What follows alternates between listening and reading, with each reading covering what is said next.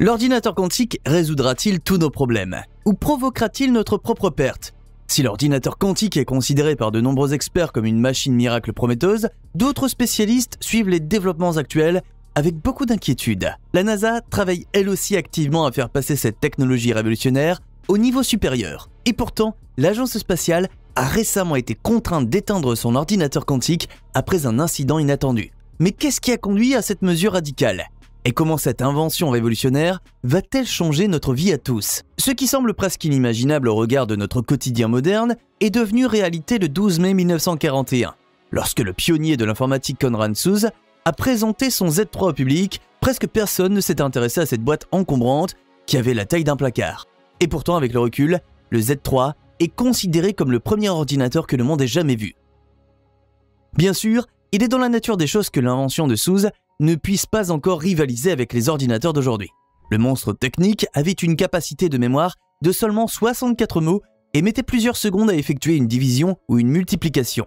Comme je l'ai dit, la sensation du monde réel est restée sous le radar à l'époque, parce qu'il y avait une guerre et que l'attention n'était pas portée sur l'ingéniosité d'un inventeur. Et bien que l'ordinateur fasse aujourd'hui partie intégrante de nos vies, il rappellera bientôt le Z3 désuet de Zuse. Une technologie est désormais en route qui fait ressembler chaque PC haut de gamme à une règle à calcul poussiéreuse. Mais comment se fait-il que l'ordinateur quantique éclipse complètement tout ce qui a précédé? Comment fonctionne-t-il et qu'est-ce qui lui confère son pouvoir révolutionnaire? Pour visualiser les différences entre nos ordinateurs actuels et l'ordinateur quantique, il vaut la peine de jeter un coup d'œil à l'exemple suivant. Pour résoudre une tâche informatique extrêmement complexe, le superordinateur le plus rapide actuellement disponible, Summit, mettrait théoriquement 10 000 ans. Sycamore, l'ordinateur quantique de Google, n'a cependant eu besoin que de 200 secondes pour cette tâche. Comme tu le sais probablement déjà, nos ordinateurs travaillent avec des chiffres binaires, ou bits en abrégé.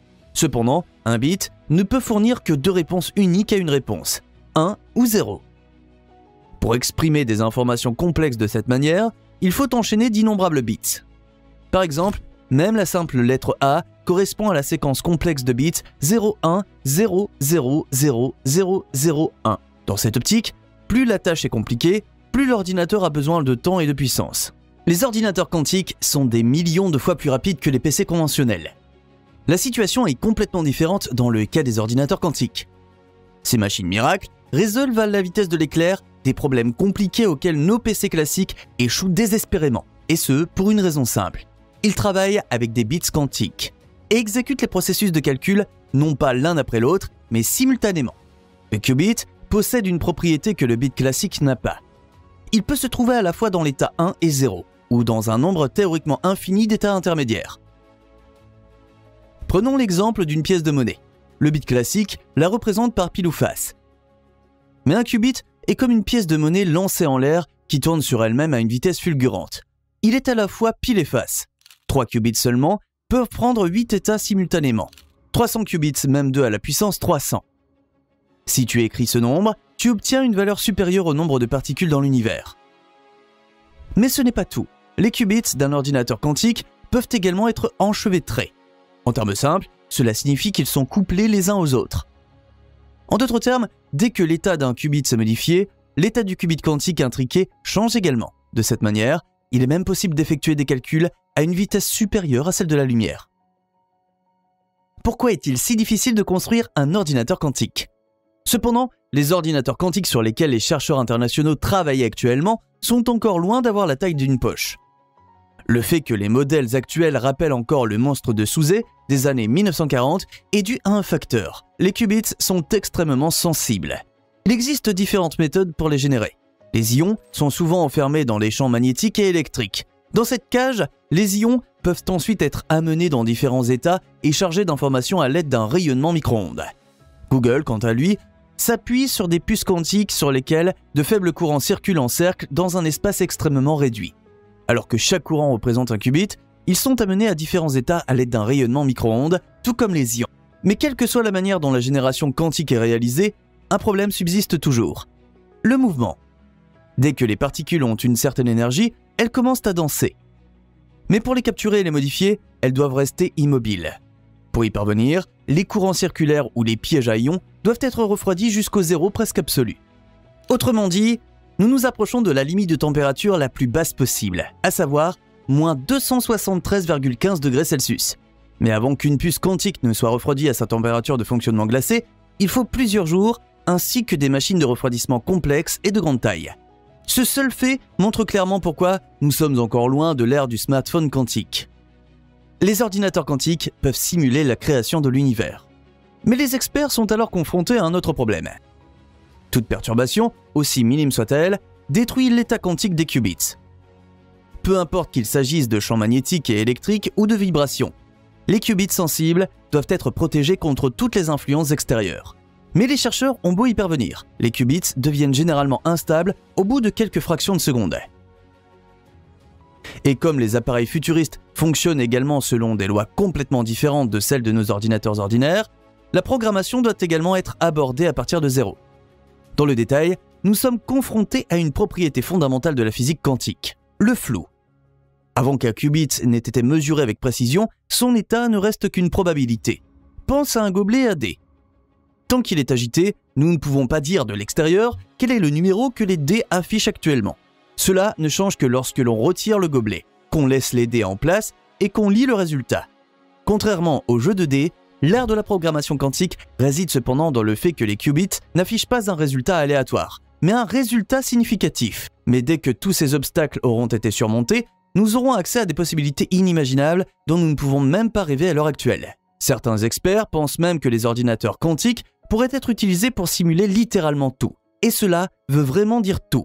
Tous les processus qui se déroulent dans la nature, des processus très ordinaires à petite échelle, à la création de l'univers.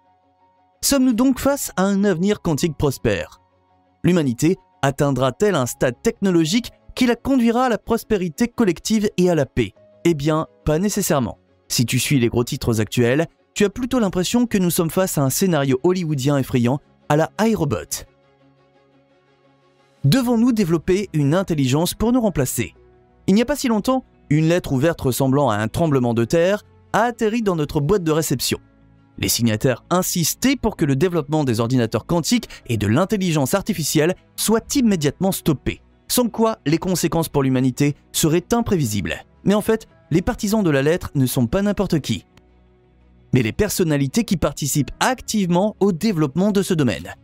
Elon Musk, le fondateur d'Apple, Steve Wozniak, et plus de 1000 autres géants de la technologie mettent en garde contre les risques considérables liés au développement incontrôlé de l'IA. Après tout, l'IA est déjà capable de créer des images à l'apparence trompeusement réelle.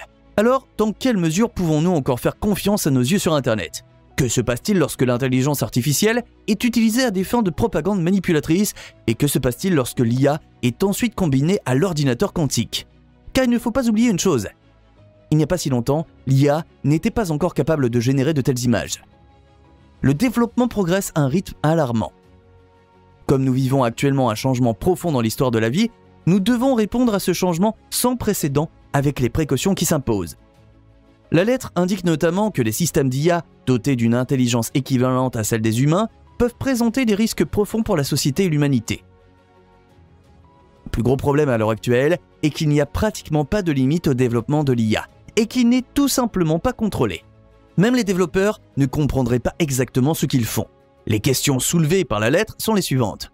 Devons-nous permettre aux machines d'inonder nos canaux d'information, de propagande et de mensonges? Devrions-nous automatiser tous les emplois? Devons-nous développer des intelligences non humaines qui finiront par être plus nombreuses que nous, plus intelligentes, qui nous rendront superflus et qui nous remplaceront même? Si nous voulons avoir la moindre chance de contrôler le développement effréné de l'IA, nous avons besoin d'une pause de 6 mois dans le développement ainsi que de réglementation et de contrôle très clairs. C'est peut-être le seul moyen d'éviter que l'été radieux de l'IA ne se transforme en un automne inconfortable pour l'IA. Le gouvernement américain s'est également inquiété des développements rapides dans le domaine des ordinateurs quantiques et dans un geste sans précédent a demandé à la NASA et à Google de mettre fin à leur projet d'ordinateur quantique. On s'inquiète trop de ce qui pourrait arriver. L'interaction entre l'IA et la technologie quantique est parfois soupçonnée de constituer une menace potentielle pour les systèmes de cryptage. La sécurité des informations sensibles, y compris les dossiers financiers et les données secrètes, semble menacée. Et si ce rebondissement dans la saga quantique était des plus inattendus, il est clair que l'histoire est loin d'être terminée à ce stade.